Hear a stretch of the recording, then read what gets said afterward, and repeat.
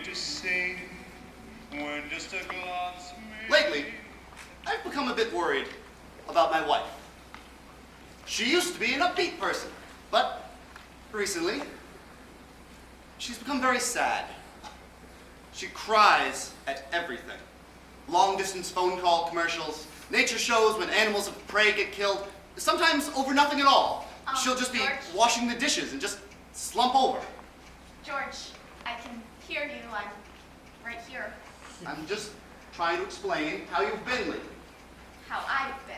Yes, your tendency lately to be kind of sad. Well, that's very funny, kind of hilarious, actually, because from my viewpoint, you're the one who's sad. Me? You. Well, that's ridiculous. Why should I be? Why should you think I'm sad? I don't cry. I don't carry on. Exactly. You're the one who can't stop crying. She cries when she makes salad. She cries when she swifts the floor. She cries when she pays the bills and then uses her tears to seal the envelope. But She even cries when she's asleep.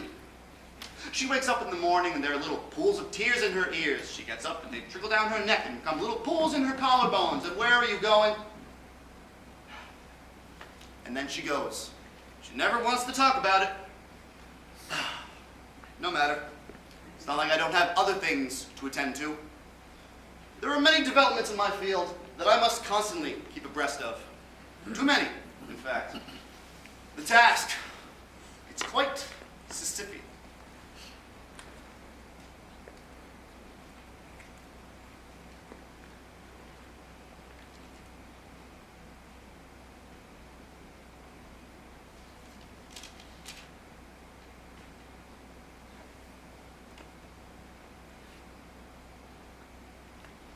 Mary.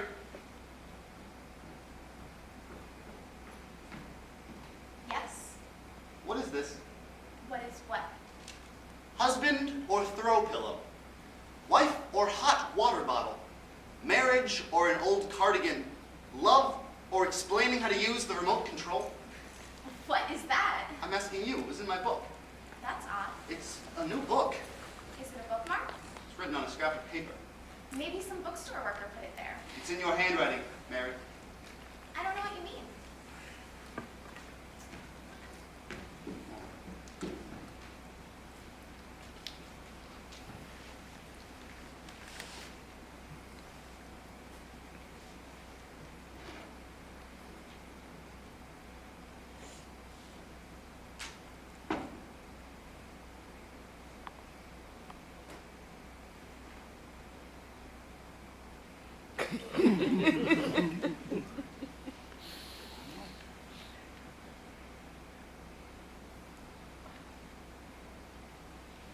In a moment of sadness, sitting on the last lowest note, she knew they both saw the fragility of their marriage when he suggested, maybe we should try ballroom dancing. Mary, what does this mean?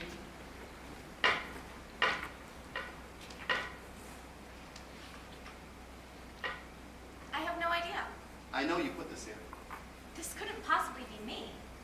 You've never suggested ballroom dancing. Oh, so someone else has crept into our house and There put are a note people, into you my know, book, who my go team. into houses and take ladies' underwear. Take so. the operative word, not leave behind. The fragility of their marriage. What is that? What does that mean? These notes aren't from me.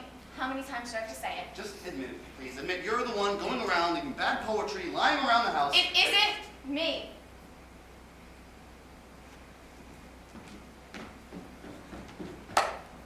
Now, my wife is not one to lie, nor is she one to write poetry, if that's even what these are. It seems quite impossible that she is the one leaving these for me to find, and yet she is the only other person living in this house besides me. And so I thought, maybe I could catch her in the act.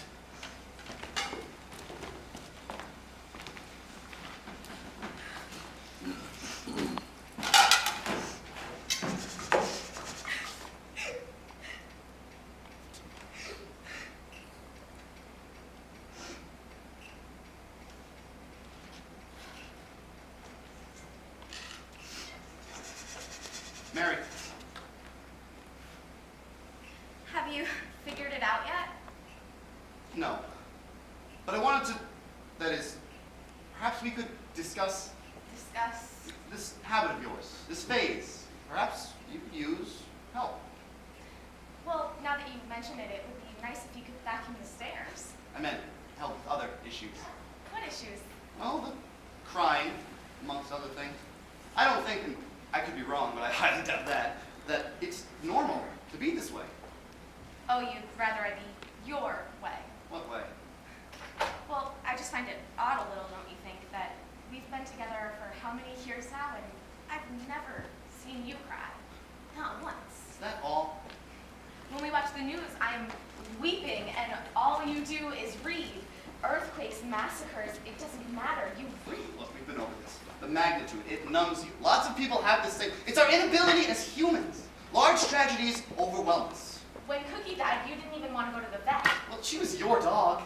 She never even liked me. And I should have known something was wrong when your grandmother passed away and everyone else was bawling, but you didn't even shed a tear. She was old. And it's not like we were, close. I mean, we didn't even speak the same language. But still, the human reaction, the normal reaction is to mourn. Oh, I do mourn. I mourn a lot. You mourn ideas, not people. Cookie wasn't a person. She was to me. Look, I just don't find death, a single human or canine death, to be a tragedy. I'm sorry, because we all die. It's not like something unnatural is happening. It's not like when my grandmother died, it was a surprise. I mean, she'd been sick a long time, and she was an old woman. Well, I should be I'm devastated. leaving you. What? What did you say? At this point, I'm thinking I must have misheard her. That this is all some big misunderstanding, and that we can carry on just as before. She could lie, is what I'm saying, and we could pretend that the words that just came out of her mouth did not just come out of her mouth. I'm leaving you.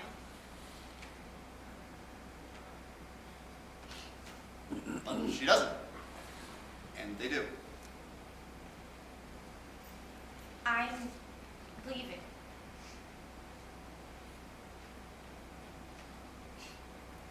It's a very curious thing when your wife leaves you. The world slows down. Words become lugubrious. I'm leaving you. My heart was beating very loudly. And it was so loud that I couldn't hear anything else. Even my own thoughts, whatever they might have been. And instead of thumping, every beat was saying, take it back, take it back, take it back. Just like that, like a rhythm. And it was so loud that she must be hearing it. It was as thunderous as horse hooves, louder than tanks. How could anyone not hear it? Or, if she couldn't hear it, perhaps she must be able to see it. The words running like ticker tape through the whites of my eyes, like those old cartoons when the cat gets hit on the head with a mallet. Take it back, take it back, take it back. My whole body was begging her, take it back, take it back. If you go, it'll destroy me. Take it back, take it back. I'll be a city in ruins. Take it back, take it back. It's not too late. Take it back, take it back. My whole body was shouting it. Couldn't she hear it? Why wasn't she saying something? George? Yes? Well, don't you have anything to say?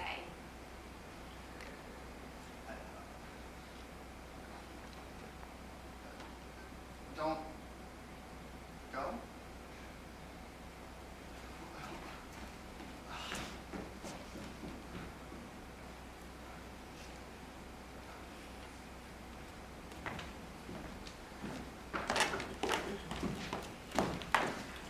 I am a linguist. This is my trade. Oftentimes people ask me if this means that I can speak a lot of languages, and I do have a passable acquaintance with, Greek, Latin, French, Cantonese, Spanish, Portuguese, Dutch, Esperanto. Of these all, I am perhaps most fond of Esperanto, that made-up utopian dream of a language. Proudly I say, la vivo sen Esperanto, estas neimagebla al mi. Life without Esperanto is unimaginable to me. So, what is death to a linguist? What is, so to speak, worth mourning? I know this. There are over 6,900 languages in the world.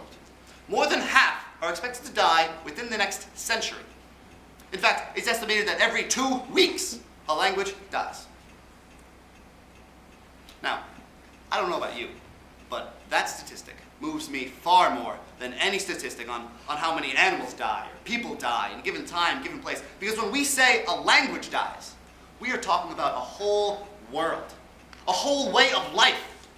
It is the death of imagination, of memory. It makes me much sadder than I could ever possibly express. Even with all of my languages, there still aren't the right words. Morning, George. Good morning, Emma. How was your weekend? Fine. It was, what are we doing today? The Elowins are here. The who? The Elowins, George? You've been looking forward to this all month. Yes, the elements, of course. How are they? They're fine. They wanted breakfast, so I took them to an IHOP, and now they're waiting in the lounge. George? Hmm? Is everything okay? You seem a bit... I apologize. I will focus. The elements, yes, of course. Testing, testing. 1, 2, 3. Testing, testing. 1, 2, 3. You fixed it! I did. You're simply amazing. Do you know that, Emma? Show them in, please. Of course.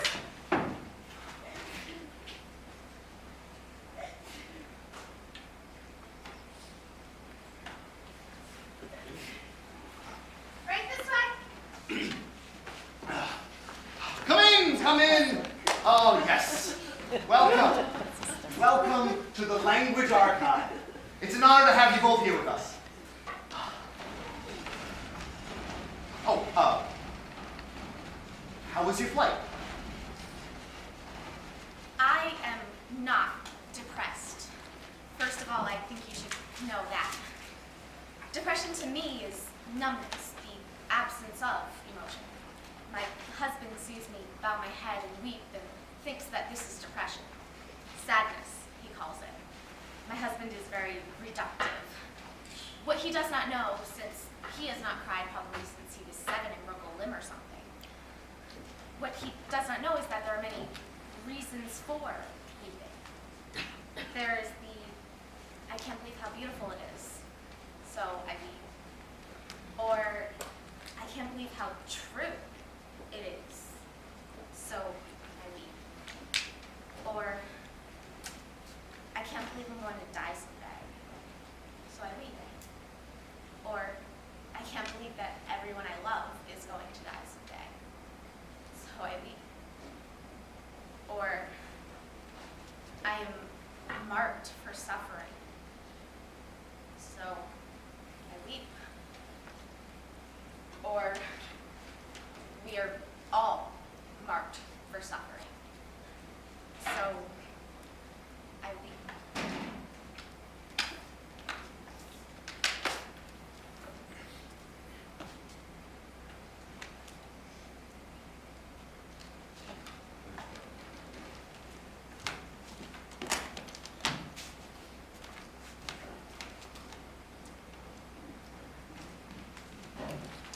Where we are now is the very heart of the Language Archive, a 500-strong collection of priceless tapes and recordings.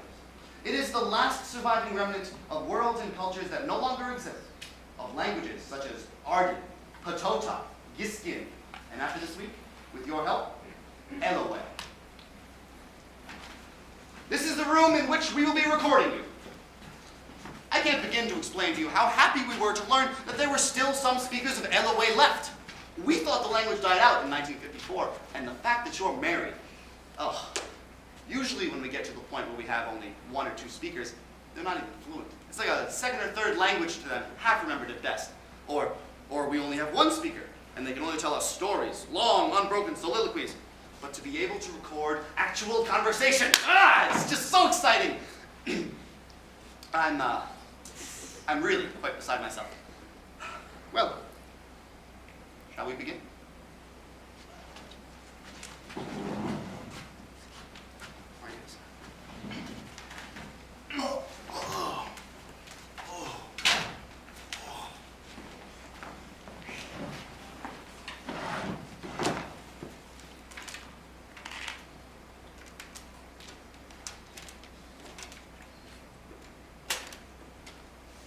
Whenever you're ready. I did not. Yes, you did. Did not. Did so, did so, did so. You did so. Take up the entire armrest, which make it not so very comfortable, let me telling you. Well, it is not fair that you make me sit in the middle. No one likes the middle, but who goes in the middle? You wanting me to sit next to big guy with big shoulders make me squeeze you? No, I have a weak heart. You do not. You say you do because you are a worm, a lying worm. My life is like a beautiful, perfect apple, and you are a worm who comes in and eat the rotten heart. Yes, exactly. Rotten heart you have, and it's killing me every day. Stop. Please stop the recording. I'm sorry, but is this somehow for our benefit? Excuse? You're arguing in English. Is that for us? No. That is the most silly assumption. We are talking in English. Because English is the language of anger. Only angry people speak it. Only hard people. Yes, with guns. And very bad manner. But our language? Our language is too sacred for this kind of angry talk. Our language is the language of... What would you call it? Our language is the language our parents filled into our ears. At night with susurration. And whispering. Yes, because it was the language... In their hearts. There was no English in their heart. Nope. Consequently, there is no English in our heart. So true. And that is why we can argue in it. Say mean, hateful, ugly thing. That is what English is perfect for. Yes, makes sense. See? No. No, I don't see. Huh? He is angry, we are angry at each other. I'm not angry, I'm just... Look, the whole point of having you here is to study, to record your native tongue. Well, if he would apologize, we would speak it. Me apologize? Yes, first time we are on a plane, you take window. I can't see nothing. But this isn't so bad. Okay, you take window. No big shirt off my back. Then I have big dog. Oh no! Oh yes, and Big Toe said, this is not about plane ride, not about animals. This is about much bigger fish.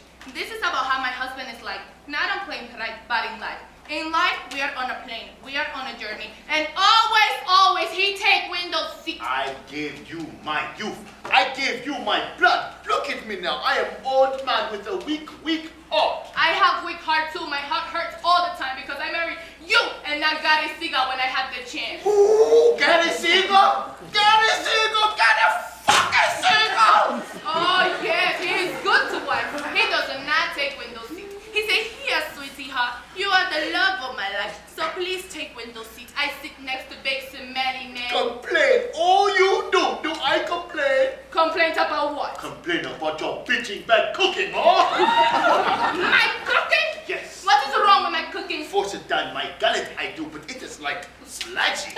You used to love my friend the way you smacked the down. Because I pretend. Oh, you man, you awful terrible man. Oh, yes, this chicken is very good. Thank you, Alta. Calm down now. Do you know what it's like to labor each day to make a meal with your own hands only to have it spit out? Poisoning me, you are.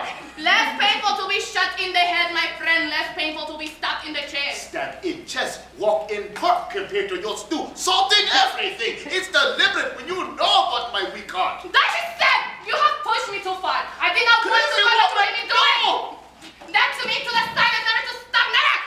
Oh, yes? Then to me, into the silence, everlasting void, ever! Puh.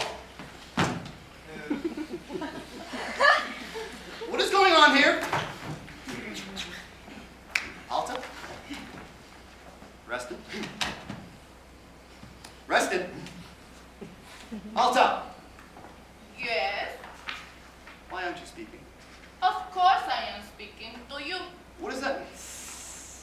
What about rested? Who?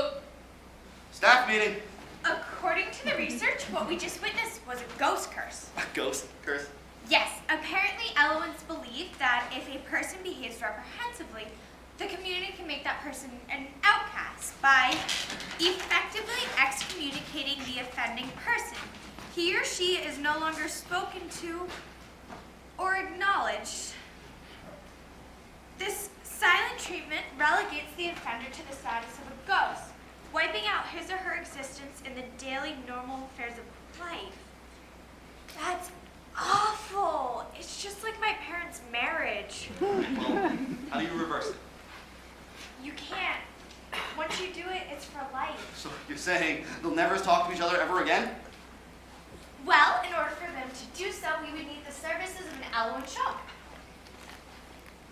But the last one died in 1949. 1949. I'm very sorry, George.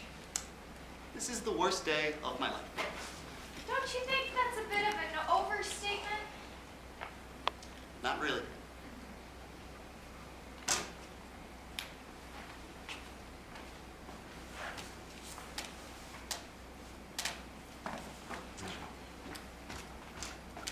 George, I was going to step out for a minute. Perhaps I should stay. That is, if you wanted me to, I could. George, What was that? I said, I'll be back. Oh, all right.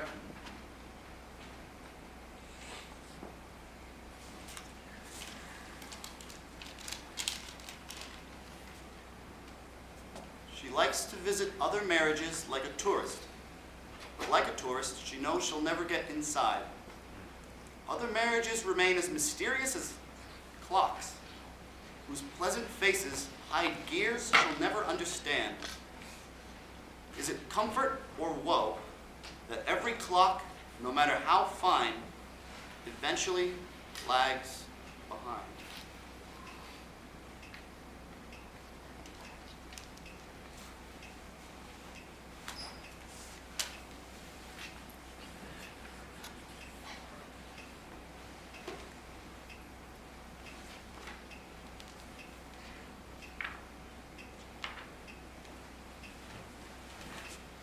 We pushed on into the wilderness, and there, between the gorge and the river, we discovered a heretofore unknown group of people.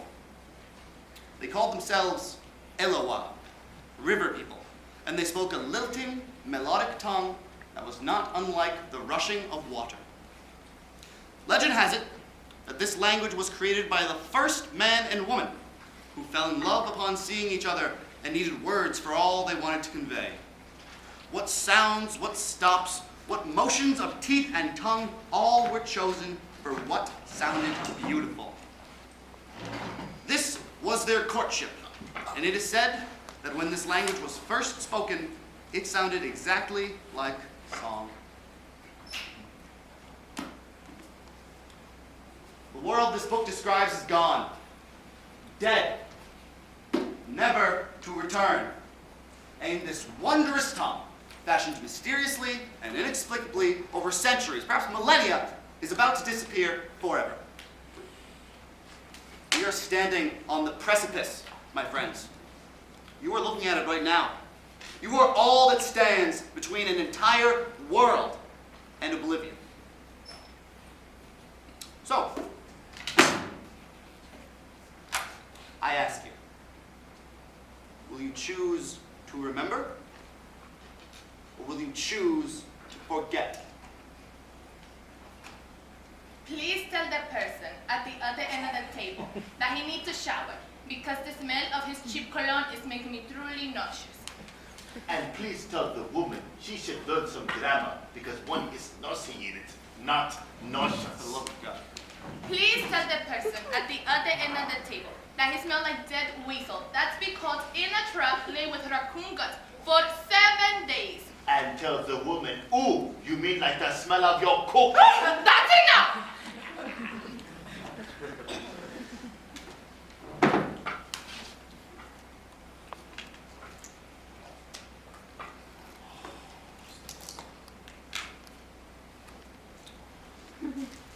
I want you to eat that. What? Don't eat it. I don't hear anything except a little fly buzzing to you. Don't eat it. I think you must think I'm a very bad cook. This hurts my heart so much, these terrible lies about me. So I give you food, you eat, you see. Don't eat it. There is nothing repulsive about it. No liver, no brain, no lovely lobe of ear. Not even tasty color. No, I keep to say happy parts. Well, that's very kind of you, Alta, but frankly, I'm just not very hungry. Not hungry? Not hungry!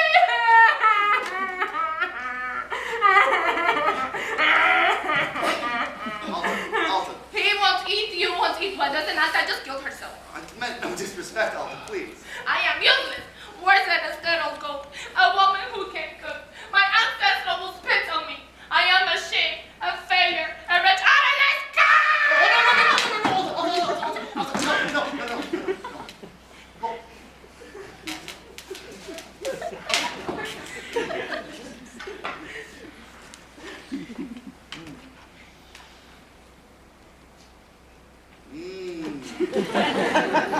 Smells, rich. Very good for you too. Don't eat it. You are hungry, aren't you? Maybe someone else is happy with dollar menu at McDonald's, but big smart scientists like you with big busy brain needs nourishment, real food, yes?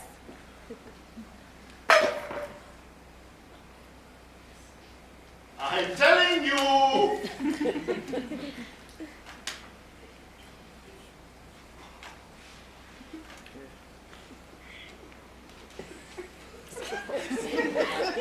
George? No, please, it's no trouble at all. Alta, Preston, if you could.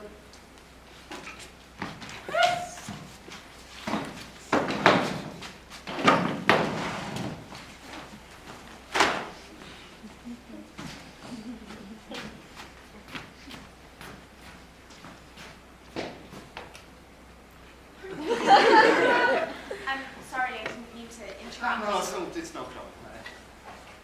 You didn't go? Oh, but why are you dressed like that? This is what I wear when I travel. I didn't mean to come this way. The cab driver wanted to take us through. Whoa. A cab? I could have driven you. That's very nice of you, George, but I don't think that's how this works. Anyway, I didn't realize we'd be going right by the campus. I found myself saying, I need to make a stop before I even knew I was going to say it. Where exactly are you going? To the station, and after that, I'm not really sure. George, there's something I wanted to ask you about the way we left things. Yes? Are you sure you have nothing to say to me?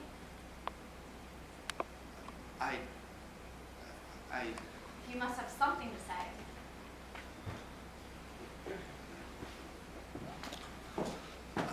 Did you know I can remember everything you wore on our first date? You wore a blue shirt that had part of a handprint on it in white. It was flour. I'd been baking bread that day. And you smelled like bread. And you wore those jeans, the jeans you don't wear anymore. I can't fit in them anymore. All that bread. And you had a belt, I remember, that had stripes on it like a rainbow. And I remember looking at your shoes and noticing they had a very square toe. And I thought to myself that they looked very witch-like, but in a good way. A cute way. A cute which way? Yeah. And I like your knees because they turned in a bit to look at each other, and I thought, these are the knees of a woman I could love. Yes, Yes. George. And? And? Oh, there is no end? Well, I just told you I loved you. That's not exactly what you said. All right, well then tell me what you want me to say and I'll say it. George, that's not how this works. Stop saying that! Stop saying you know how this works and I don't. Like it's some kind of process with preordained rules, and why can't you just admit it? You did write those notes, you did! This was Clearly this was... You came just to leave again? Why? Why? I'm sorry, George. I really am.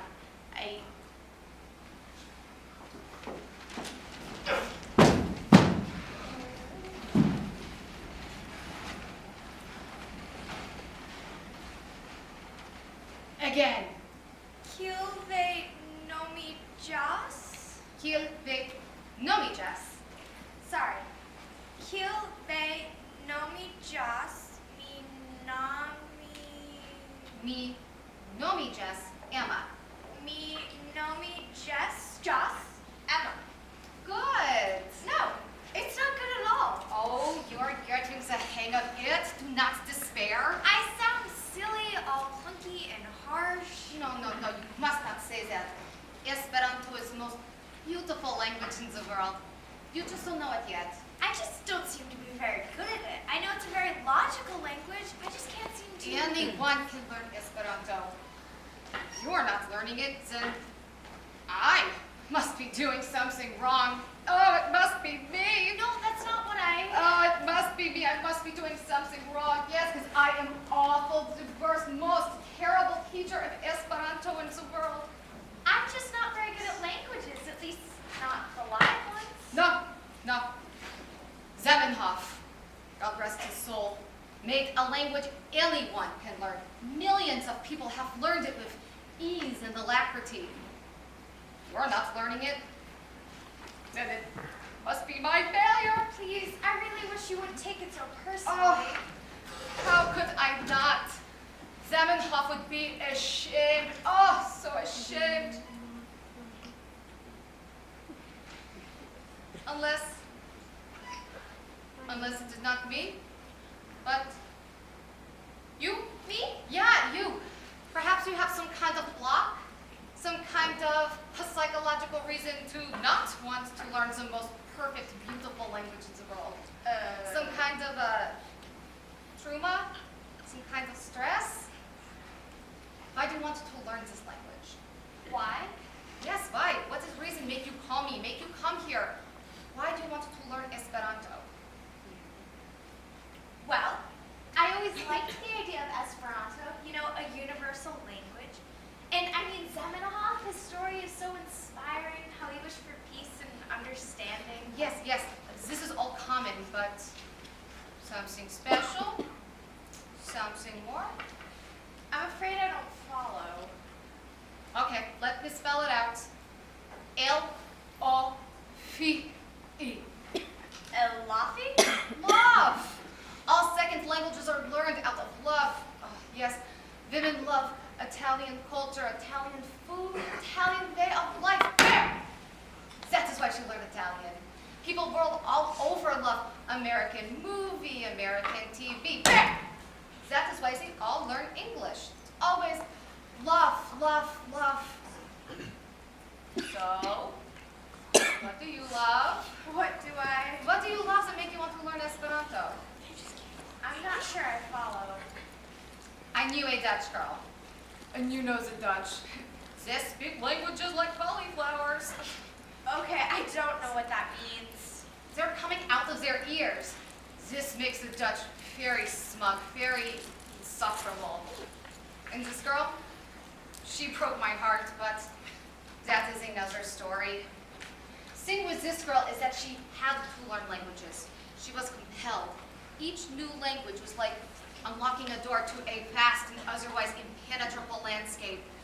And when she started, she could not stop. So, if you cannot learn a tongue, what does this mean? Is it possible that not the opposite is true? That if you find you are blocked, resistant, perhaps you do not want to open that door. Perhaps you are afraid of what might be on the other side? Afraid. It is a scary thing to speak a new language and be entendu. Comprende? Yes, I think so. Then go. Think on it. You must ask yourself, who am I afraid of? What am I afraid to know? Who am I afraid to know? Yes, because only then you'll be able to call yourself by the name Esperantisto.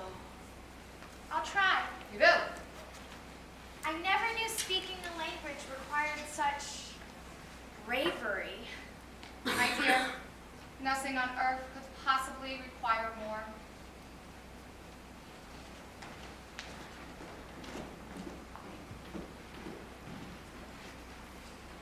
I lie on the floor of the lab. For how long, I don't know. But I have a kind of waking dream. I dream the floor of the lab has become a boneyard of language. Scraps of words and language lie in heaps everywhere. Over here, lying on its back, is Ohrwurm, German for earworm, a song that you can't get out of your head. Over there, Ambus Sinistris, being left-handed in both hands. By my feet, Lethologica, the inability to recall the right word.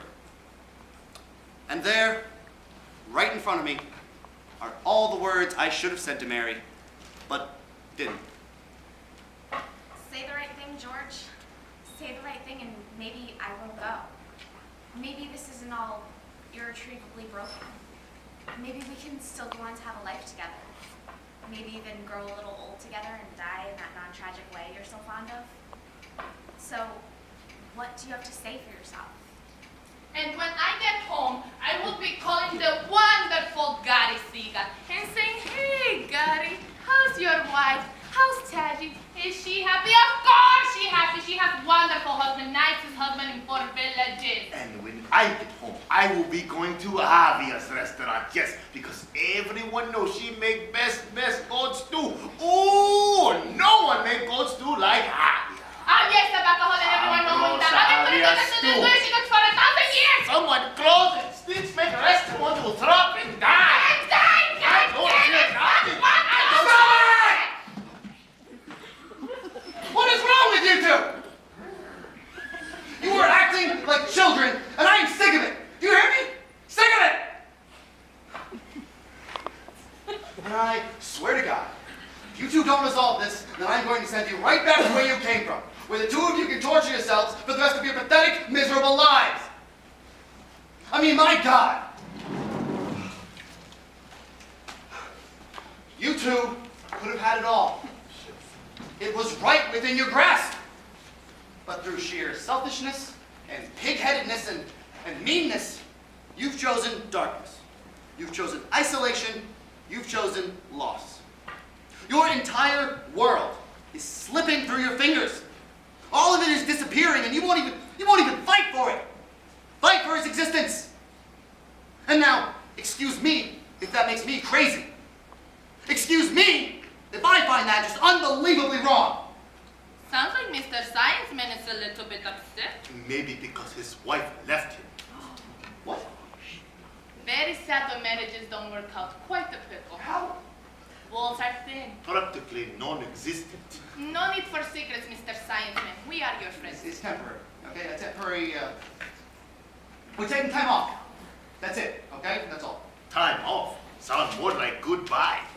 Goodbye. Didn't you hear it? How could you not hear it? I can't even hear out of my left ear, and I heard it. You both. You don't know what you're talking about. Okay, Mr. Science Man. That's enough for today. George, maybe you are not understanding something. You think loss of language is loss of our world. And it's okay to think that. You are a linguist. You think everything is about language. But world dies first, my friend. World dies and language follows. Our world is already gone. And what we accept, which maybe you do not, is that no amount of talk will ever bring what is gone back.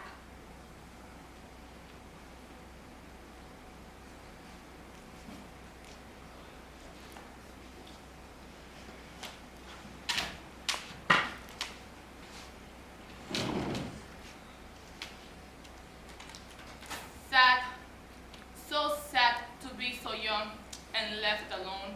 Veremte, Matt, Gare siga schuste? Erfula so ene mirlosi uns vulgarisiga. Mir neglesala is to lament.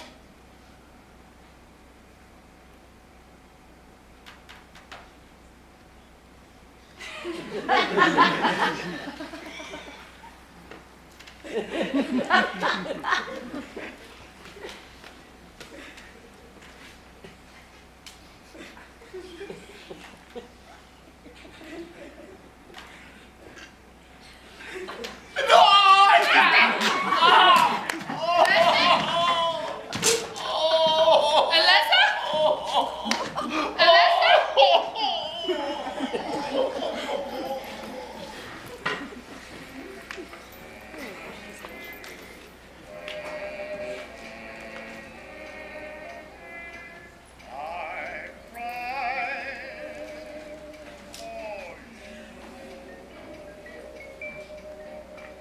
Now it's your turn to cry for me.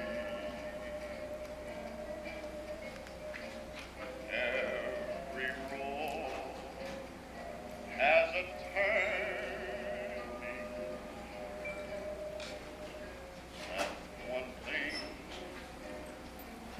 you will learn. Excuse me. Excuse me. Do you have the time? Oh, yes. You're wearing a watch. Oh, I know, but you see, I'm always worried that my watch is a little fast or a little slow. It's an old watch. Very valuable, sentimentally speaking. And so I have to ask people constantly what time it is to check it and make sure it's accurate. That seems, if you don't mind me saying, to completely defeat the purpose of wearing a watch. Indeed, indeed. Are you considering throwing it on the tracks? What? Your ring. I couldn't help but notice the way you've been twisting it. As if you're doubting whether you should stay married at all. Wondering if it all wasn't an error, a delusion, a dream. For your information, I was simply noticing how dirty it was and thinking to myself that I needed to clean it. My mistake, my mistake. I find making those kinds of assumptions fairly rude. Yeah, I am rude. It's because I am old. Well, that's no excuse. Oh, you'll be rude too when you're old. You'll see. I don't think so. So you left Excuse me? your husband. How did you know? Oh, your suitcase, your clothes, your air of guilt and freedom. Where do you plan to go? I don't know. Not that it's any of your concern. It certainly isn't. I agree. Might I inquire, though? Why? Why? Well, why did you leave? It seems to me, if you don't mind me saying, like a fairly large decision. And most of us, let us face it, do all we can not to change. But here you are, a woman who has chosen change. And so I am curious. Why? Because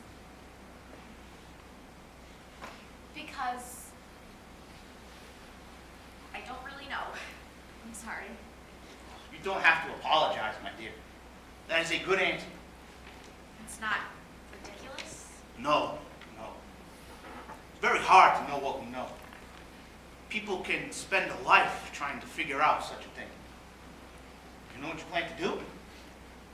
No. To be honest, I have no idea. So, here we are. Two travelers. A woman who has embarked on a new life, and a man who is contemplating ending his. Excuse me?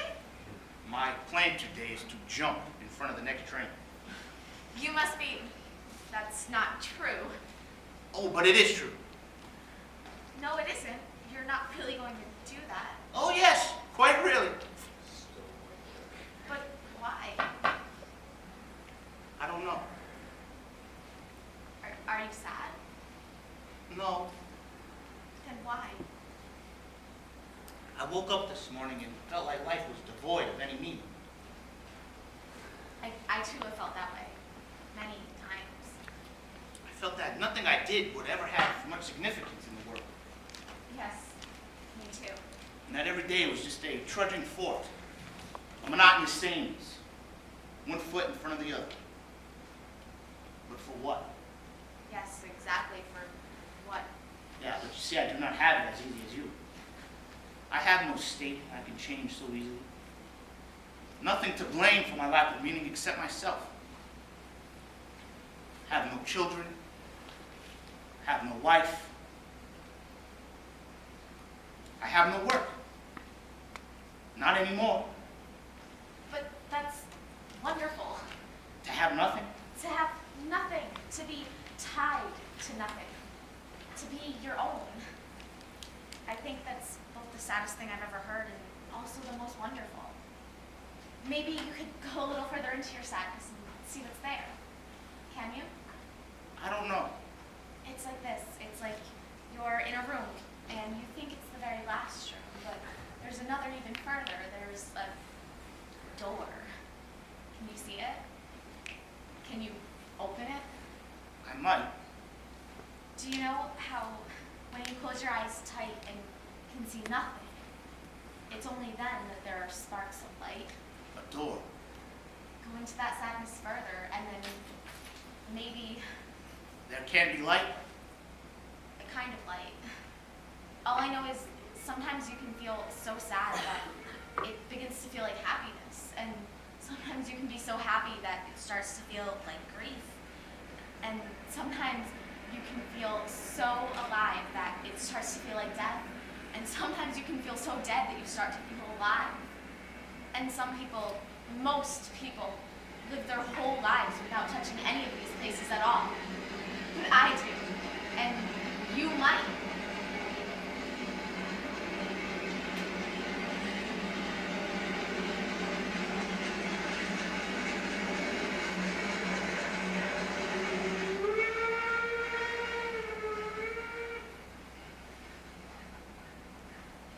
Did you see it? The door, the other room? Not quite yet. But I might. I'm glad you didn't jump.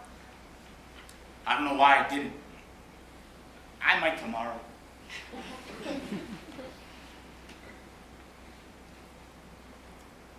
I'm glad you didn't throw your ring on the tracks. I don't know why I didn't. I might tomorrow.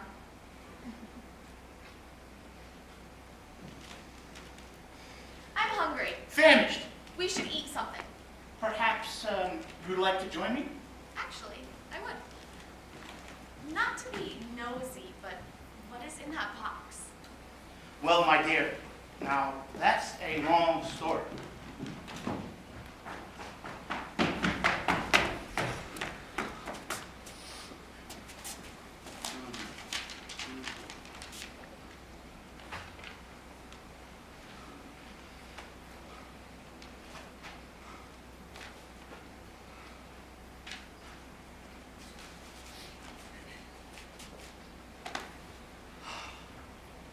Should I vacuum the stairs? Carved the roast? Hung some pictures? Mowed the lawn? Planted a lawn? Put up some bookshelves? Yes? No? How does this work?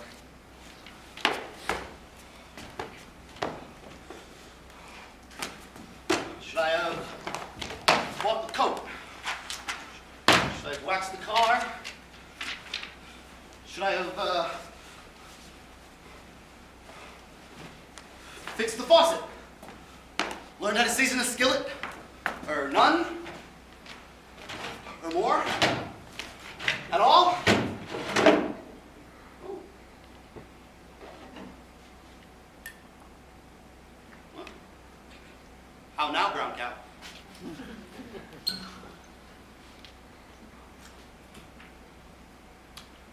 To my wife, Mary, who left me. Twice.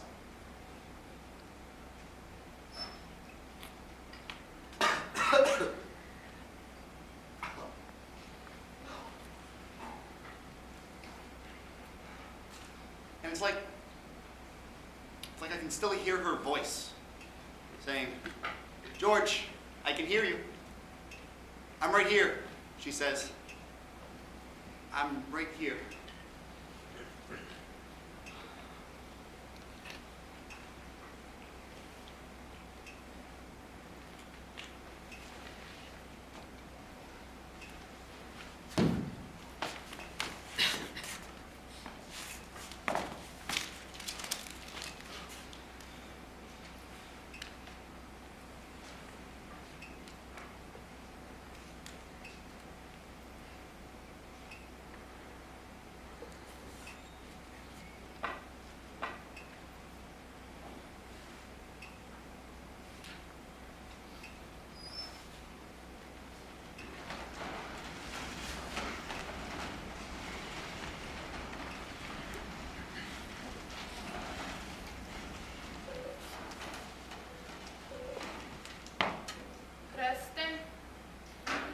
Preston Londe,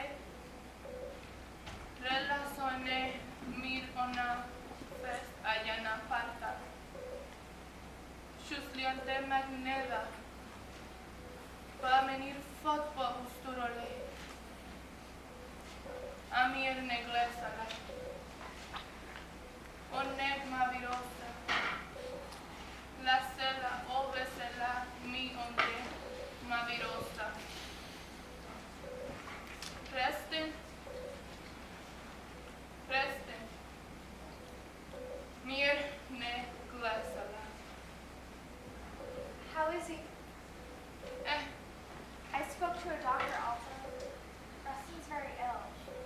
He's been ill for a long time. That's why he lost his appetite. That's why he's not eating? Yes. Not because he not love me? No. Well, it's stupid, man. Why would he not tell me? When will he get better? How long? That's the thing, Alta. No one knows. What he has, they say it can't be cured. I'm so sorry. Well, we are old. Not a lot of time anyway. Can I ask you something? I heard you speaking to him before. I thought the ghost curse, I thought it was permanent. It is. Then how? Real ghost curse takes 4 dead animals, a shaman, and a very long pipe. We sort of do bastard ghost curse, English style. If we were in LOA, once we do it, you can never take back. But do it in English, and everyone know you don't really mean it. Do it in English, and you can always take back. Are there words in Elway that have no equivalent in English? Yeah, like whole thing. Whole thing have no equivalent. But specific words for specific things. Take pick. In LOA, we never say time move forward or backward. Time is like a pool of water, big or small. If day is low, we have big time. If we are rushed, we have small time. There is a word for a woman who looks beautiful when you see her far away, but not so beautiful when you see her up close. There is a word for a man who acts younger and younger as he gets older and older. Old useful words, no English version. How do you say, I love you now, bud? We don't say it like that, like something you feel. We say, mir ne glesala. Mir ne glesala. Mir ne glesala. Which literally means, don't leave me. Because that is what I love you means to us. I never want to be left by you. I never want you not with me. Mir ne glesala. Maybe you should say it to Mr. Scienceman, see what happened. What? Why would I do that? No reason, just an idea. Everyone needs someone to say hello to in the morning and goodbye at night. I don't know if it's that easy. True. A lot of men are kind of thick. Preston, I had to chase him for a year before. I never want Gary Siga, but after a year of chasing Preston, he's still running around with this girl, that girl, Rana Masi, Fifi Gogot. Preston thinks he's some big gift from God, so I go out with Gariciga to make Reston jealous, but I never want Gariciga. I only want Reston. To tell you the truth, I only ever want Reston. Ha! Reston, you awake? Oh, yes. For your information, Betsy, I only say that to make you feel better. You awful, terrible man. Yeah, come kiss this terrible man.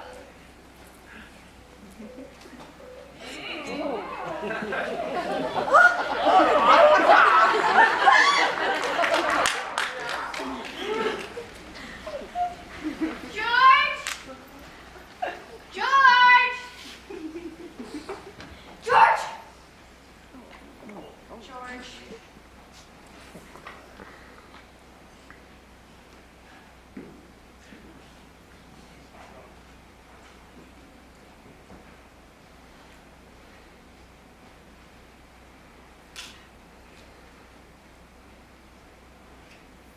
So, this is your house.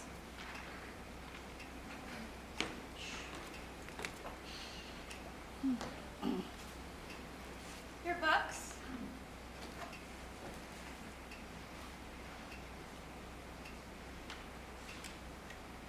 Your wife. Hello, George's wife. Have a seat. Why, thank you, George. Don't mind if I do. You know, you look especially handsome today. In that shirt that doesn't match your eyes. You haven't worn it in a while, and I'm glad to see it reappear. I have fond associations of it. You wore it when we went to that conference in Atlanta, and we had lunch at the Avant-Pain, and you complained about how Americans pronounce it Avant-Pain, which is pretty much how I say Avant-Pain. So I just kept quiet. We had cream of broccoli soup.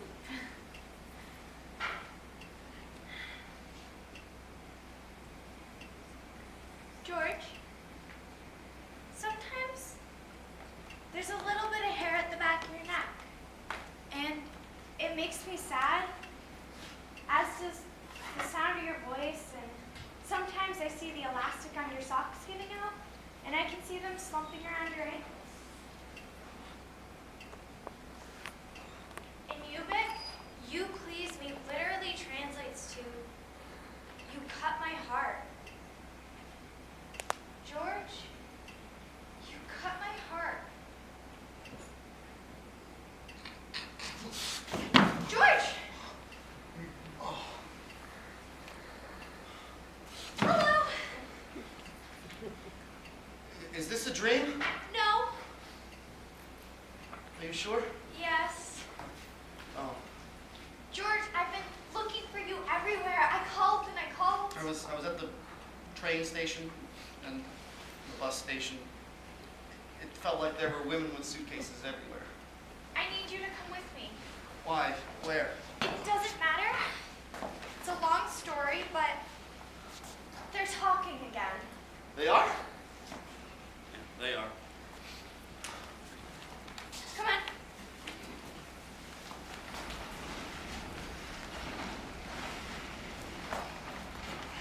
How do I look? Fine.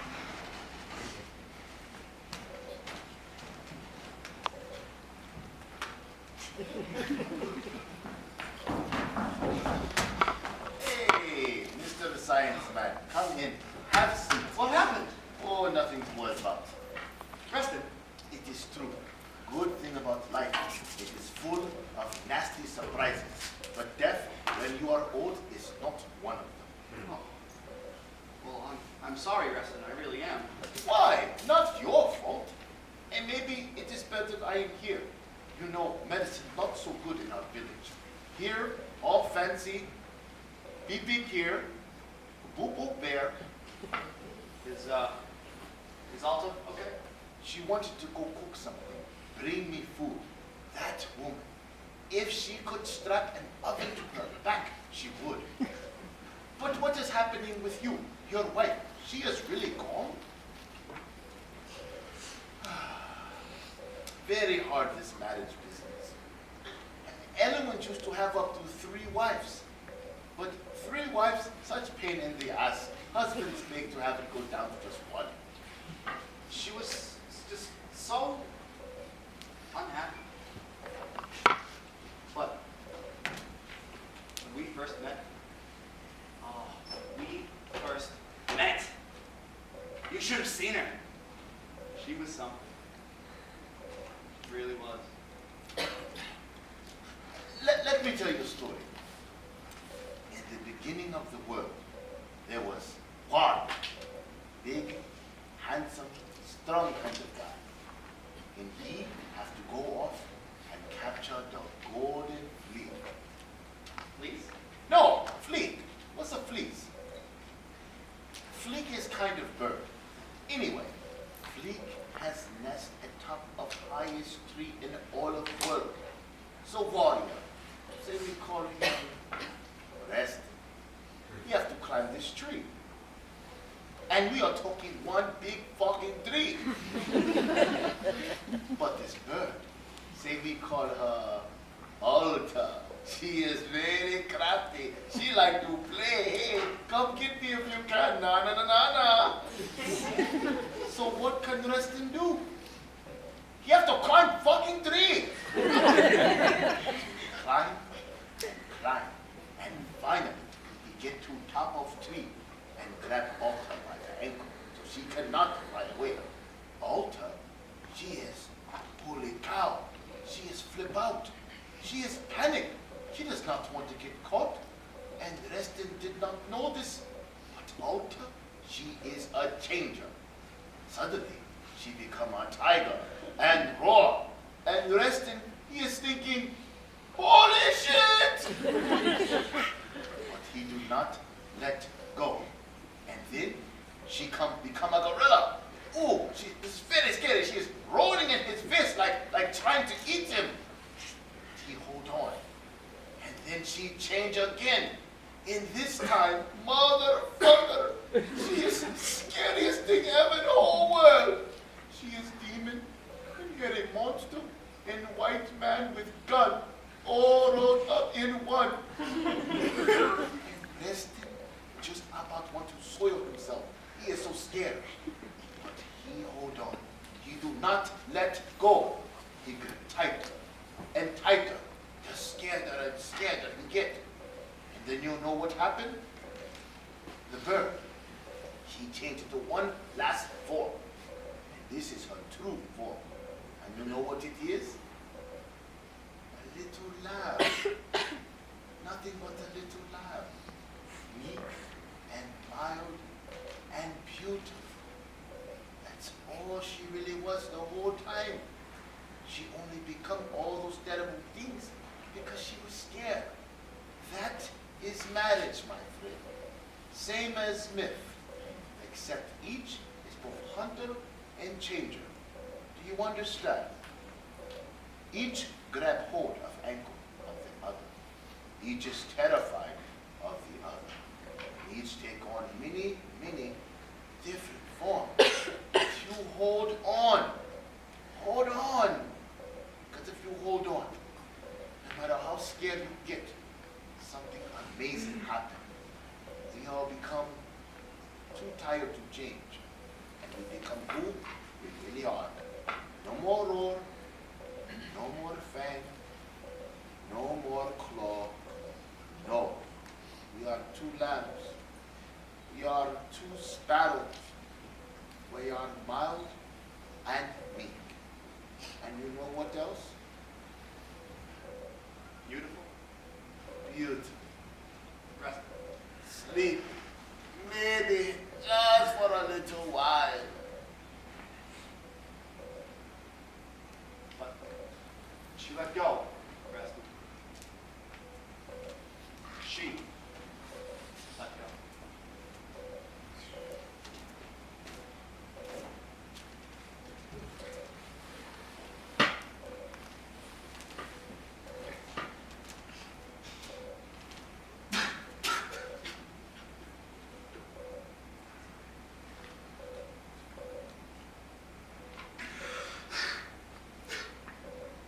Oh, God.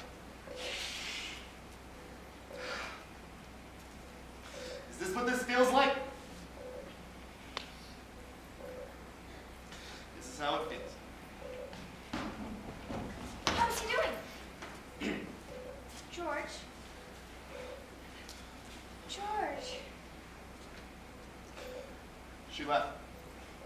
What? My wife left.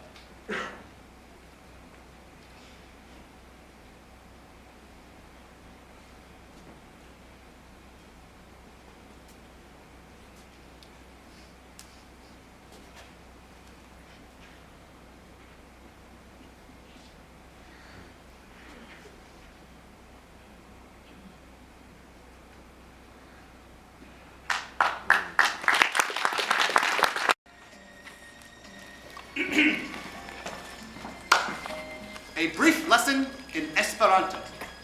Mi estas amata. Mi estas amata. Mi estas amata. Mi estas amata. I am loved. Mi estas amita. Mi estas amita. I have been loved. Mi estas amota. Mi estas amota. I am about to be loved. Mi estis amata. Mi estis amata. I was loved. Mi estis amita. Mi estis amita. I have been loved. Mi estis amota. Mi estis amota. I was about to be loved.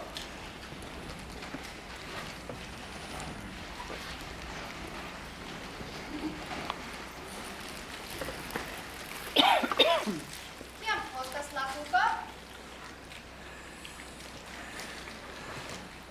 Kiam postas la kuko? Ella? Ĉu vi komprenis? I love George. Yes, George. He's the most wonderful. He's my boss. Kaj vi enamiĝinta? Yes, terribly, absolutely in love. Because kiam? Well, at first I only thought it was recently. But the more I think about it, the clearer it is. I've been in love with him the entire time I've known him. 4, maybe 5 years. That'll kill your boy. Yes. Kaj vi diris? Tell him I couldn't. He was married. Ah. Oh my God. I can't believe I just told someone. Okay. Je kiam vi devas fari? Vi devas diri ari. Tell him. I couldn't. Vi devas. In Esperanto? No, in English, in whatever language you're most comfortable with. But he doesn't. I'm pretty sure if he was going to fall in love with me, he would have done it by now. Does not matter. Must get it off your chest, get it off your mind. Until you do, Esperanto will not enter you. You have too much fear, too much doubt, too much angst. But what if I don't have it in me? Okay then. Second story of the Dutch girl. The one who broke your heart? Oh, none other. She was beautiful, this Dutch girl. 6 feet tall and built like a Viking. She could swim frozen rivers, catch rabbits with her bare hands. She taught me how to cook a fish and build a clarakia. I was in love, and everywhere it was summer. And then? And then came the Basque man. The Basque man? Yes, the Basque man with his berets at a rakish angle. So what happened? Is that obvious? I, who had only ever known German, was no match for the romance and mystery of the Basque man. It was a new door, and so I did all I could to keep her. She was already fumbling for the keys. What happened? What could I do? Told her I loved her. Told her I could not live without her. I told her the sun rose on this shoulder and set on the other. And? And then she left. Didn't she understand? Are you not listening? She was Dutch. She spoke better German than I. Then I don't understand. Don't you see? I was heartbroken, yes, but while I was in love with her, I was too afraid to learn a single tongue. She was a master speaker.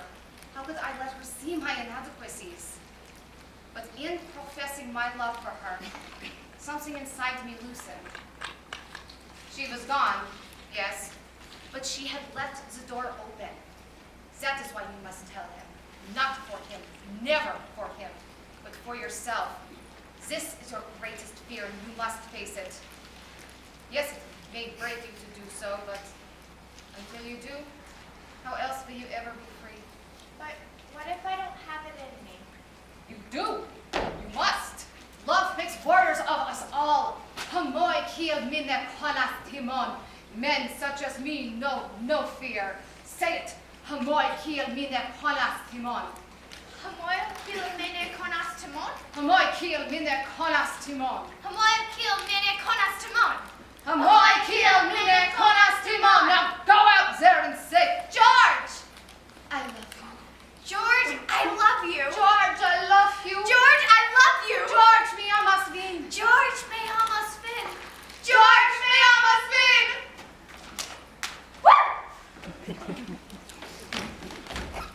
I leave the office and I feel great. I feel like I'm on top of the world. I'm gonna walk into that lab and tell George how I feel. Fear be damned. I can't wait. And suddenly, I realize it's a beautiful day. People pass by and, my God, they're beautiful, they're gorgeous. Why haven't I seen this before?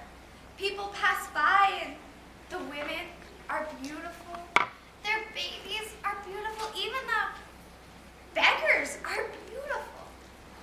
And then suddenly, a breeze lifts across my face and brings with it, excuse me, what in the world is that incredible smell? That is the smell of bread. But where is it coming from? Right over there. I follow his hand, and I see the blue tulip bake shop. The sunlight hits it at a slant, and it's so perfect, so beautiful. Just like a movie set. Someone's perfect idea of what a bakery should look like, except it's real, and it's right there. And you know those old cartoons where the son of the food becomes a hand, and the fingers of the hand lift a character bites nose right out of its seat? That's what I feel happening to me. And in the back, I see the most beautiful woman I've ever seen in my life. Welcome, welcome. You don't know it yet, but you are the luckiest person in the world. Why is that? Because this is just out of the oven. Hurry, it won't be the same if it cools.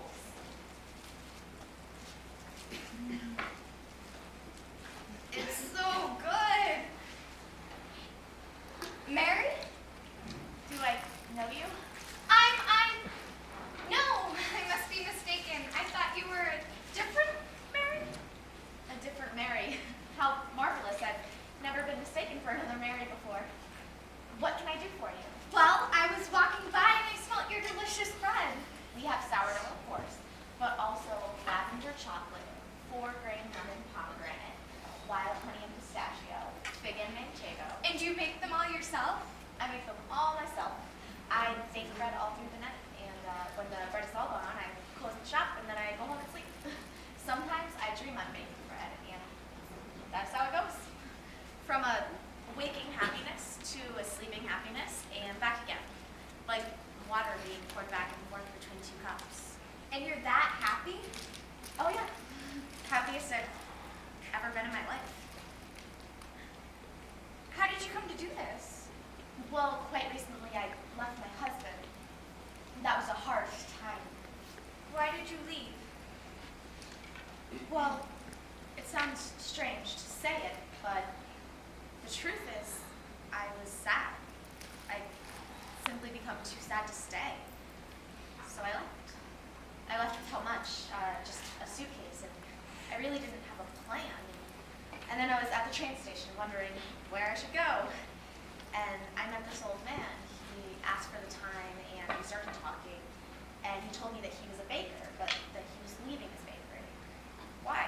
I asked him. And he told me that he had never wanted to be a baker. He was tired of baking bread, but his father had been a baker, and his father's father had been a baker, and so on and so forth. His last name was actually Baker, if you can believe it. Anyway, this man had decided enough was enough. He locked up his bakery, put up a sign that said closed until further notice, and he was off. And then I noticed he was carrying a very odd box, and I've always been the curious type, so I asked him what was in it. And he sighed a great sigh and said it was the one thing he could not leave behind. It was his inheritance, the most precious thing he owned. It was his starter. His what? His starter. All bread you see comes from a starter. The most common is the yeast you buy in little packets in the supermarket, but it's alive, you know? It's a living organism. And truly great bread comes from truly great starters. When I first started baking, I'd heard tales of starters passed down from generation to generation, ancient starters that have been kept alive for years, for decades. But keeping a starter alive takes time. You have to feed it, watch it, make sure it doesn't die. And this poor man had been tethered to the starter. His father passed it down to him and made him keeper of the starter. How could he abandon it? And as I heard this story, I got this strange little tingling feeling in my chest, and I heard myself say, "Give me your starter. Let me take care of it." And as soon as I heard myself say it, I understood that it was nothing less than my heart's truest desire. I wanted this starter. I wanted to bake bread, and I have no clue why, but this man must have seen something in me he trusted, because he gave me a starter. He gave me the keys to this bakery, and now he's off traveling the world, just like he always wanted. And that is how I wound up here, baking bread. Isn't that a marvelous story? And you won't go back to your old life? Oh no, never. I belong here now. And you don't miss your husband? No. I mean, I think of him, worry about him, you know, but no, I don't miss that life. It's not who I am. I couldn't go back. It's not just that the door is closed. It's that I don't even know where the door is anymore. Well, now, what can I get you? What? This is a bake shop. I assume you'd like to buy some bread. I'll take whatever you gave me. That was delicious. An excellent choice. Oh, there's nothing more wonderful than warm bread. So true. George? George, I have so much to tell you. George? Meat must. There.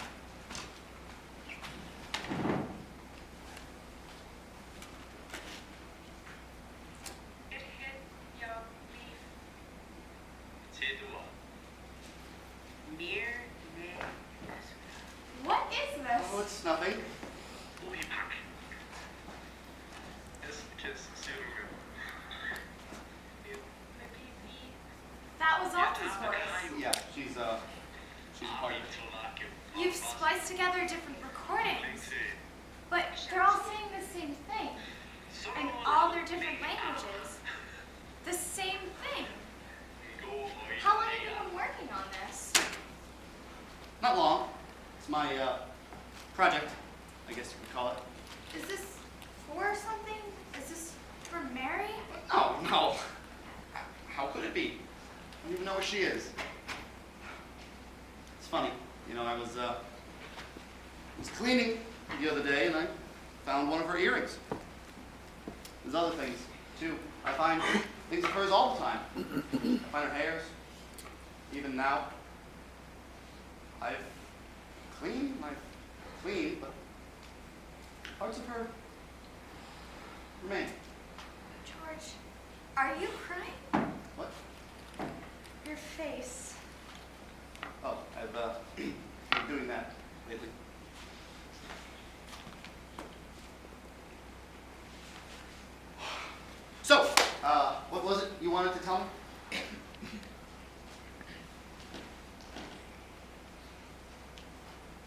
good cranberry nut loaf. Do you? What?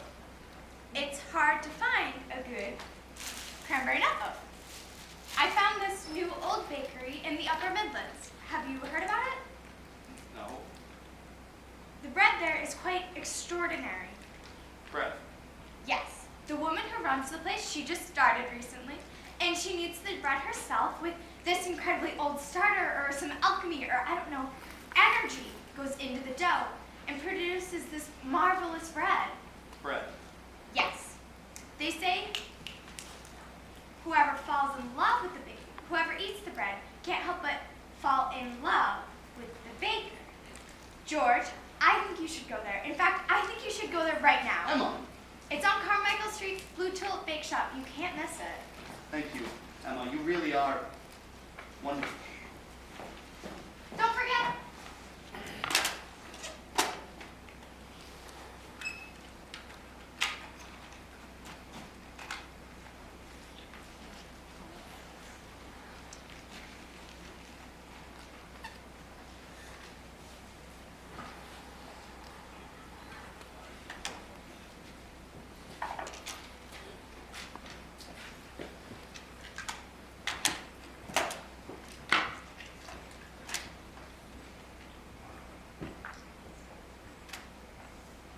Me, Amas, and George. Merne Glasoa. Merne Glasoa.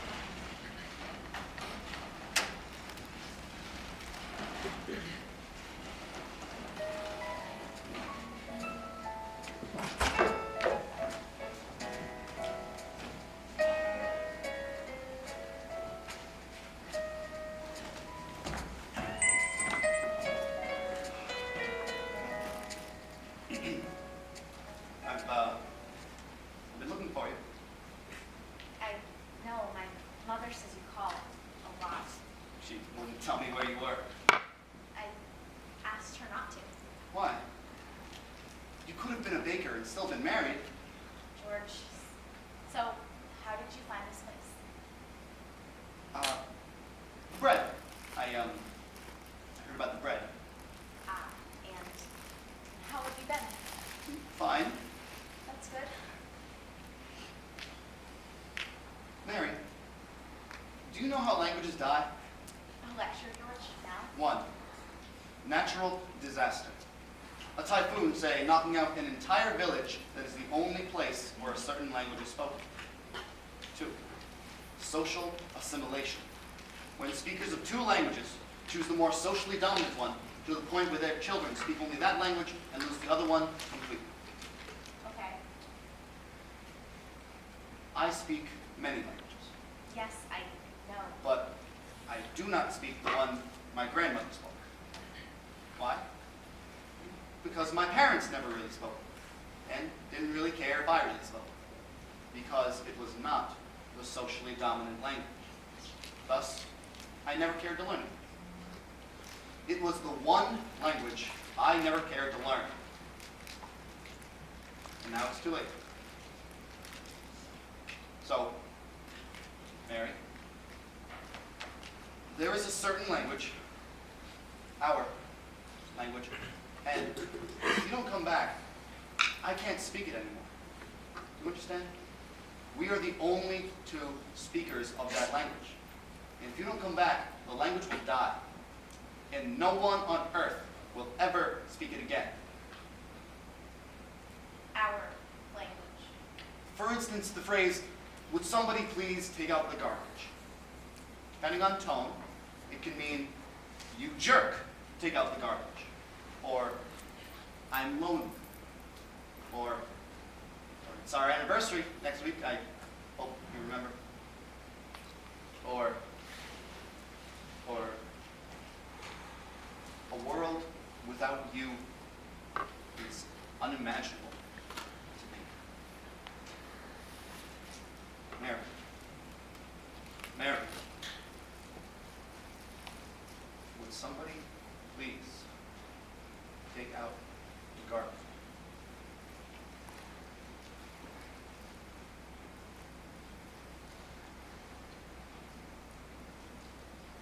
I'm sorry, George, but I don't understand what you're trying to say. I have never understood what you were trying to say.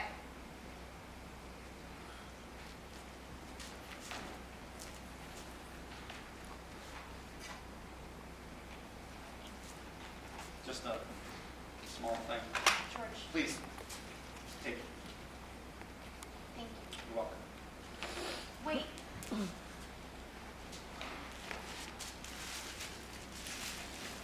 Here.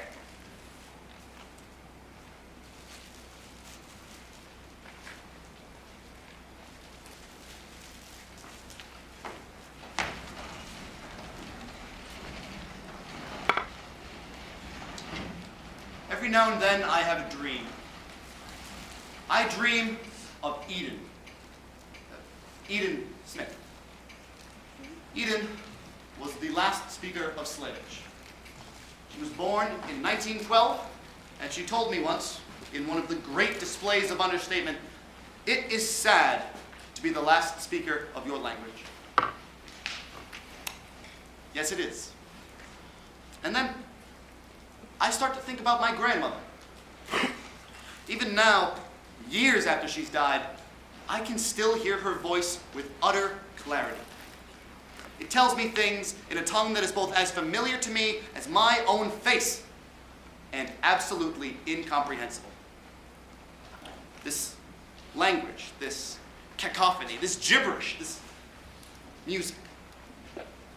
My grandmother kept it locked inside of her, like a recipe, like a riddle. And to me, that made her strange. I didn't like her strangeness. I separated myself from it and from her the very first chance I could. I have spent my entire life trying to make up for that. And I guess I always will.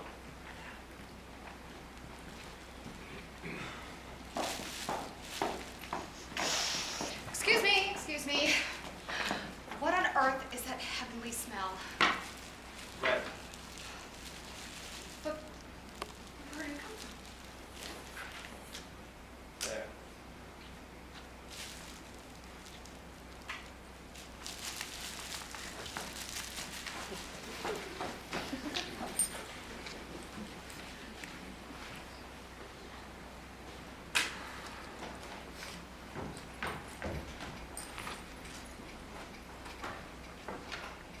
I've decided to go on a long trip.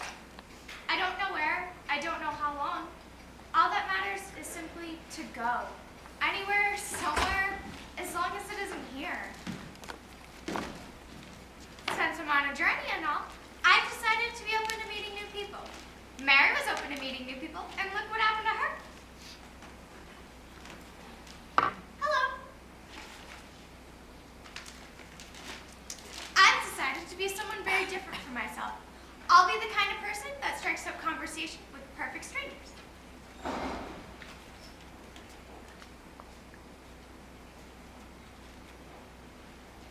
Nice weather we're having.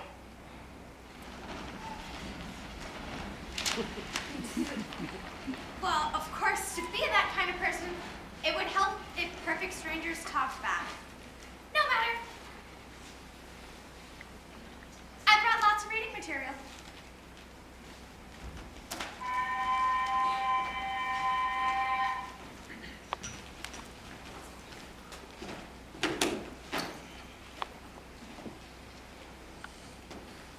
Tickets. Where are you headed? To the Lower Midlands. Is this the right train? You're in the wrong car. This is the car for the well-loved. You want the car for the broken-hearted.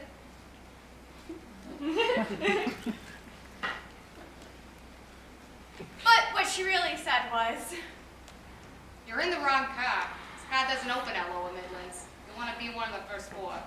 thank you. I'm just about to get up and move my seat one. Excuse me, but how are your eyes? My eyes? Can you see very well? I always thought I could see quite fine. How many fingers am I holding up? 4. I'm not holding up any fingers. here. Maybe I should check your vision, huh? And just like that,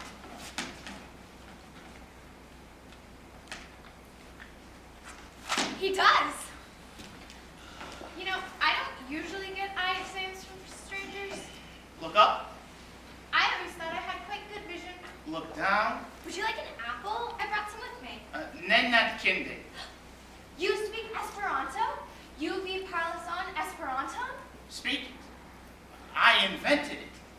Could this be? Could this man be none other than L.L. Zamenhof, the inventor of Esperanto and my instructor's personal hero?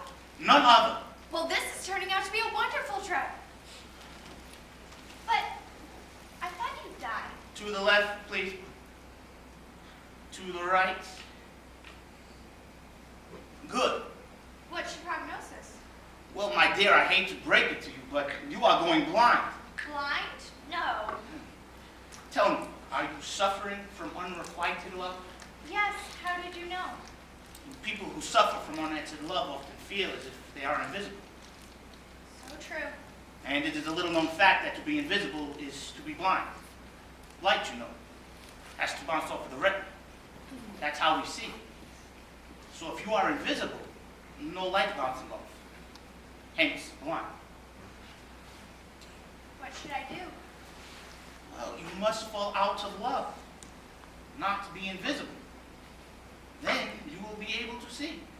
Well, it sounds very simple when you say it, but I've been in love for such a long time, I don't know how to fall out of it.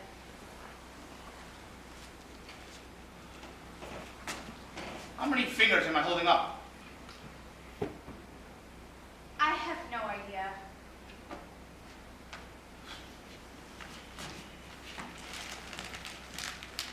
Where is this train going? To the Lower Midlands. Will I see my family there? You don't know where your family is?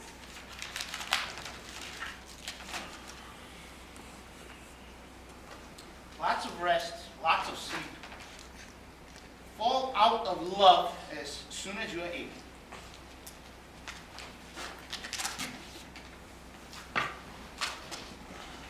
Zamenhof, the inventor of Esperanto, has given me sound advice. This is my stop.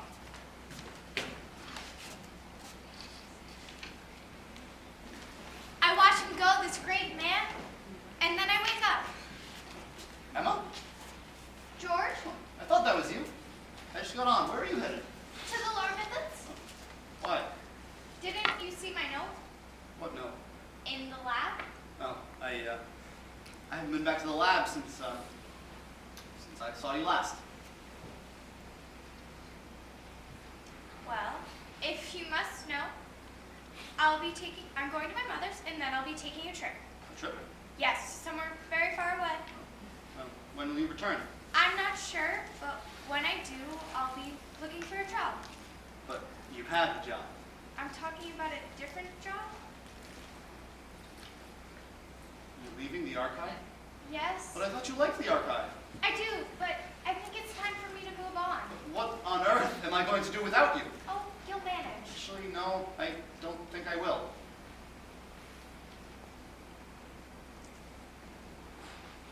Where are you headed? Nowhere, really. I like trains. I do too. I like looking out the window and watching the houses go by and wondering about the people who live in them. Sometimes it makes me sad.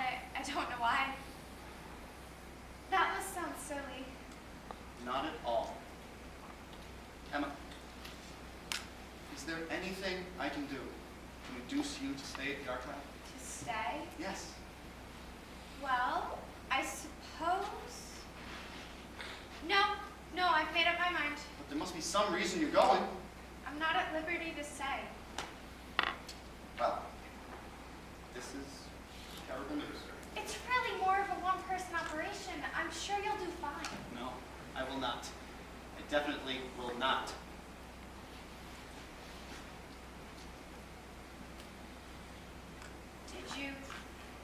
Did you find the bakery? No. No. I decided in the end that I wasn't really in the mood for bread. I don't think I'll ever go there. Never? No. I don't think I ever will. And then something happens. My vision clears and, oh, it isn't that I'm falling out of love or anything, but it's like I can see George. I can see him so clearly. I can see him as a boy riding the train with his father, without his mother, without anyone else. And I can see how happy that makes him. I don't know how I see all this looking at him, but I do. And I thought I was in love with him before, but that was nothing. That was just a warm-up. This is it. This is love, and it's awful and terrible and really overwhelming. George, Yes? would you really hate it if I quit? Yes, I really would. Well, I suppose I can stay Really? for a little while. That would be wonderful. Emma, please, it would mean so much.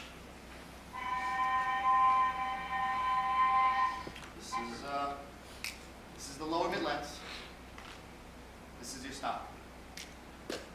No, actually, I don't think it is.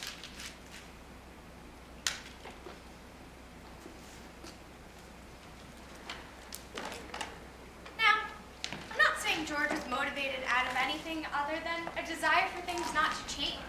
It's not like he was in love with me or anything. He was just used to having me around. Is the equipment ready? And now, I'm not saying he'll grow to fall in love with me or anything. I mean, I'm trying to be realistic here. But lately, it seems to me, maybe it's my imagination, but he lingers. Excellent, Emma. The microphone is working again. Meet Amosvin George. Mirne Glasova. Mirne Glasova. What was that? Nothing, just gibberish.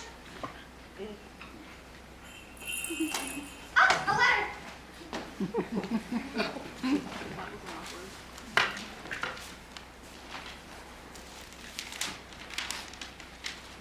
Hello, good American friends. We have reached our village safely. Alta was very worried about her garden, but everything seems a-okay, even the tomatoes. Alta is very fond of her tomatoes. Reston is weak, getting weaker.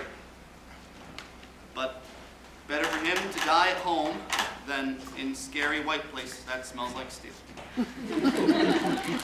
Doctor here says time is soon for Reston, but do not be sad, friends.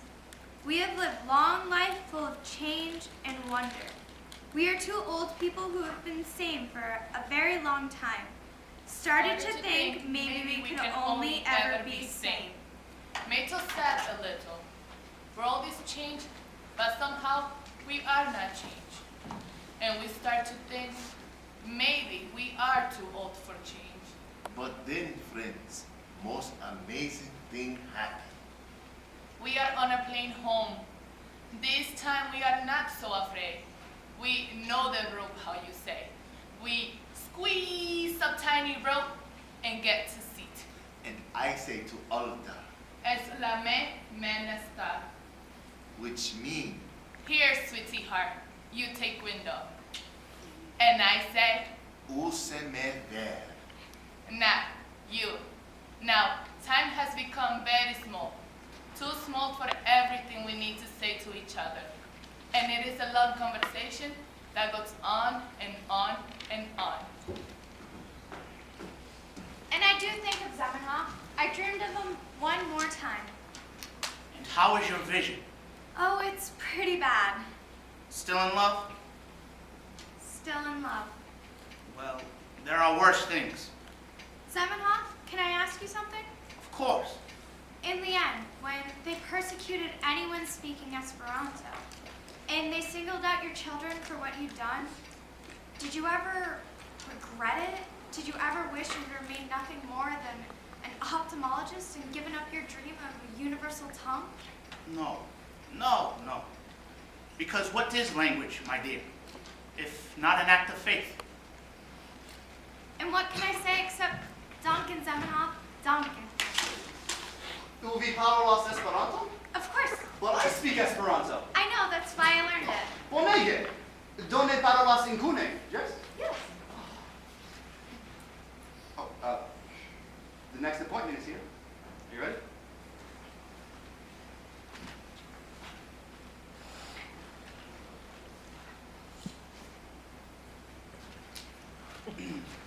Welcome! Welcome to the Language Archive. How was your flight?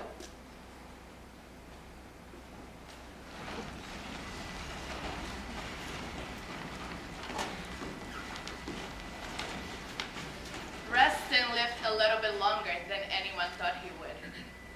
He and Alta bickered lovingly into the end of their days. They didn't die though. They became trees that intertwined around each other, so that one would not suffer the loss of the other.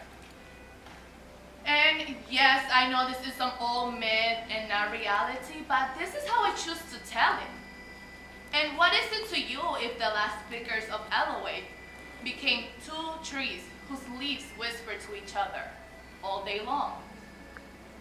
Mary continued to bake at the Blue Tulip Bake Shop. Mr. Baker never returned. She only received a postcard once from an island off the coast of Greece that accompanied a box of dried grapes. The postcard said, "Feed this to the starter." And she did. The starter continues to produce marvelous bread. And eventually, Mary listened to George's tape. It was the saddest and most beautiful recording ever made. A symphony of voices that no longer exist, all saying the words, "I love you," in each of their own doomed tongues. After George's visit, the bread did get noticeably salty, and even then, it was still delicious. George never did read Mary's last note. Once, when he was a very old man, he came across it and thought that by then, the wounds were so old that he could bear reading what it had to say. But upon unfolding it, he found the note was blank. And whether it was blank because Mary hadn't written anything, or because the ink had faded after so much time, George was never really able to say. George never did fall in love with Emma. They worked side by side for many years, and that was a kind of love. But no, George never did fall in love again. But on his deathbed, out of all of the memories of his entire life, only one came to him. And it was this.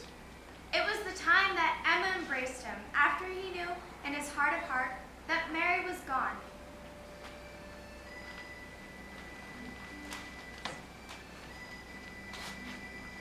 As she holds him, Emma is overcome with joy. As he is held, George is overcome with grief. It is nothing less than the embrace of perfect happiness and perfect sadness. And it is maybe the only time in all of history that two people, despite the fact that they're feeling entirely opposite things, actually feel the exact same thing in the exact same moment in time.